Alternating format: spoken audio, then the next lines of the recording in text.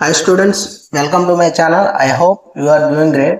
Today Kyoto protocol గురించి చెప్పుకుందాం. ఇది COP3 కన్వెన్షన్ ఆఫ్ పార్టీగా జరిగినప్పుడు ఎక్కడ జపాన్లో జరిగింది అన్నమాట. క్యోటో అనే ప్రదేశంలో అప్పుడు జరిగినప్పుడు ఇది అడాప్ట్ చేసుకున్నారు అనమాట. ఎప్పుడు 1997 డిసెంబర్ 11 అనమాట. ఇది చాలా ఇంపార్టెంట్. క్యోటో ప్రోటోకాల్ని ఎప్పుడు అడాప్ట్ చేసుకున్నారు అంటే COP3 జరిగినప్పుడు అనమాట.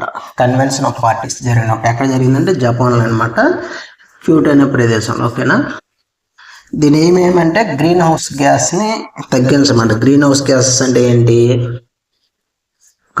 CO2, NTO అండ్ అదర్ చాలా ఉన్నాయి. అవన్నీ సల్ఫర్ డైఆక్సైడ్ అవన్నీ ఉన్నాయి. ఓకేనా, ఎప్పటి నుంచి అమలులోకి వచ్చిందామంటే ఫిబ్రవరి 2016 అనమాట. ఈ డేట్ కూడా గుర్తుపెట్టుకోండి, ఫిబ్రవరి 16, 2005. 55 కంట్రీస్ రాటిఫికేషన్ చేసిన తర్వాత. ఓకేనా, ఎంతమంది పాల్గొన్నారంటే మొత్తం 192 కంట్రీస్ ఇంక్లూడింగ్ EU అనమాట. EU అంటే యూరోపియన్ కంట్రీస్ అనమాట. ఇంక్లూడింగ్ యూరోపియన్ కంట్రీస్తో 190 కంట్రీస్ పాల్గొన్నాయి అనమాట. కమిట్మెంట్ పీరియడ్ ఏమంటే ఫస్ట్ కమిట్మెంట్ పీరియడ్ 2008 నుంచి 2012 వరకు.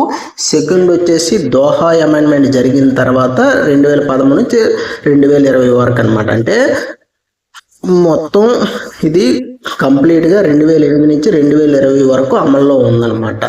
దీని ఆబ్జెక్టివ్ ఏమంటే ఈ 2020 తర్వాత ప్యారిస్ అగ్రిమెంట్ స్టార్ట్ అయిపోయింది. ప్యారిస్ అగ్రిమెంట్ నెక్స్ట్ చెప్పుకుందాం మనం క్యోటో తర్వాత. ఈ ఆబ్జెక్టివ్ ఏమంటే ఇది ఎవరు ఆపరేషన్ చేస్తారంటే United nations framework on climate change అనమాట. కన్వెన్షన్ ఆన్ క్లైమేట్ చేంజ్ అనమాట. ఈ UNFCCC చాలా important. United nations framework on convention on climate change అనమాట.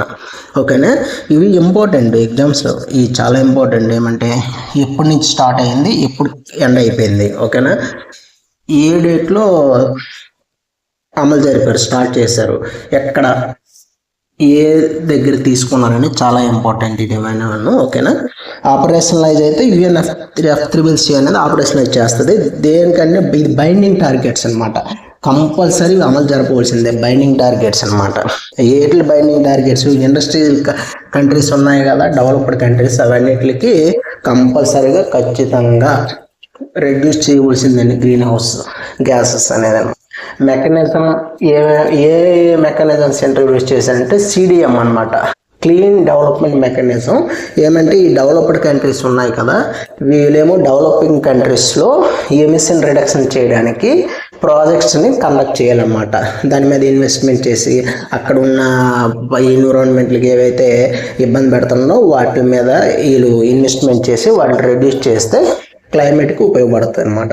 ఈ జాయింట్ ఇంప్లిమెంటేషన్ ఏమంటే ఈ డెవలప్డ్ కంట్రీస్ మళ్ళీ డెవలప్డ్ కంట్రీస్ని బాగు చేస్తే వీళ్ళకి క్రెడిట్స్ ఏర్పడతాయి అనమాట. ఎమిషన్స్ ట్రేడింగ్ అనమాట. అంటే ఈ కంట్రీస్ అనేది ఎమిషన్స్ ట్రేడింగ్ కూడా చేయవచ్చు. అంటే వీళ్ళు తగ్గించడం వల్ల వాటిని అమ్ముకోవచ్చు, లేదంటే పెంచడం వల్ల కొనుక్కోవచ్చు అనమాట. అమ్మకాలు కొనుగోలు చేయవచ్చు అనమాట, ట్రేడింగ్ అనమాట. వీళ్ళు తగ్గించడం పెంచడం ఎమిషన్స్ ట్రేడింగ్ కూడా చేసుకోవచ్చు కంట్రీస్ అనేది. ఇంపార్టెన్స్ అంటే ఏంటంటే ఇది first legally binding climate rate అనమాట. ఖచ్చితంగా పాటించవలసిందే. ఈ కన్వెన్షన్ ఈ క్యోటో ప్రోటోకాల్లో ఏవైతే చేశారో అవన్నీ కంపల్సరీగా ఫాలో అవ్వాల్సిందే. ఏమేమంటే రెడ్యూస్ చేయాలి చెప్పాను కదా, CO2, CH4, మీథేను and nitrous oxide NO2, other green house gases అనమాట. ఇంపార్టెన్స్ ఏంటి? Common but differentiate responsibilities. అంటే డెవలప్డ్ నేషన్స్ ఏవైతే ఉన్నాయో అవి కంపల్సరీగా ఈ రెస్పాన్సిబిలిటీని ఎక్కువగా మొయ్యాలన్నమాట డెవలపింగ్ కంట్రీస్ కంటే అనమాట. ఓకేనా, ఈ క్యోటో ప్రోటోకాల్ అనేది ఫౌండేషన్ వేసింది అనమాట. Later agreement, Paris agreement 2015 start అయింది కదా, దానికి ఫౌండేషన్ అనమాట ఈ క్యోటో ప్రోటోకాల్ అనేది. ఈ ఇంపాక్ట్ ఏ కంట్రీస్ మీద ఏ విధంగా ఉన్నాయంటే, మన ఇండియా అనేది డెవలపింగ్ కంట్రీ కాబట్టి దానికి బైండింగ్ టార్గెట్స్ ఏమీ లేవన్నమాట. జస్ట్ పార్టిసిపేట్ చేయడము, దానికి నిధులు వచ్చేసి CDM ప్రాజెక్ట్స్ ద్వారా నిధులు వస్తాయి అన్నమాట త్రూ. ఎందుకంటే డెవలప్డ్ కంట్రీస్ డెవలపింగ్ కంట్రీస్లో ఈ ఎమిషన్స్ రిడక్షన్ చేయడం కోసం ఇన్వెస్ట్మెంట్ చేయాలన్నమాట. యూరోపియన్ యూనియన్స్ ఏంటంటే రెన్యూవబుల్ ఎనర్జీని టార్గెట్గా చేసుకొని ఎఫిషియన్సీ మెజర్స్ ఇవన్నీ స్టార్ట్ చేశాను అనమాట. రెన్యూబుల్ ఎనర్జీగా మారడం అంటే పునరుత్పాదక ఎనర్జీ అనమాట. అంటే సోలార్ ఎనర్జీ, ఎలక్ట్రికల్ వెహికల్స్ ఇలాగ మారడం చేసాయన్నమాట యూరోపియన్ యూనియన్ కంట్రీస్. ఇవి టార్గెట్స్ని అయితే రీచ్ అయ్యాయి ఇవి చాలా వరకు. యునైటెడ్ నేషన్స్ అయితే సైన్ అయ్యింది కానీ రాటిఫై అవ్వలేదన్నమాట. ఎందుకంటే ఎగ్జాంపుల్ ఏమంటే వీళ్ళు చెప్పేది ఏమంటే ఎకనామిక్ కన్సర్న్స్ మాకు అంతగా అందుబాటులో కరెక్ట్ లేవనేసి. అదేవిధంగా కెనడా కూడా 2011లో విత్డ్రా అయిపోయింది. ఇది ఇంపార్టెంట్, ఎందుకంటే మీరు ఇచ్చే టార్గెట్స్ రియలిస్టిక్గా లేవనేసి, అంటే వాస్తవిక దగ్గరగా లేవు ఇచ్చే టార్గెట్స్, అందుకని మేము విత్డ్రా అయిపోతున్నాం. 2011లో కెనడా విత్డ్రా అయిపోయింది.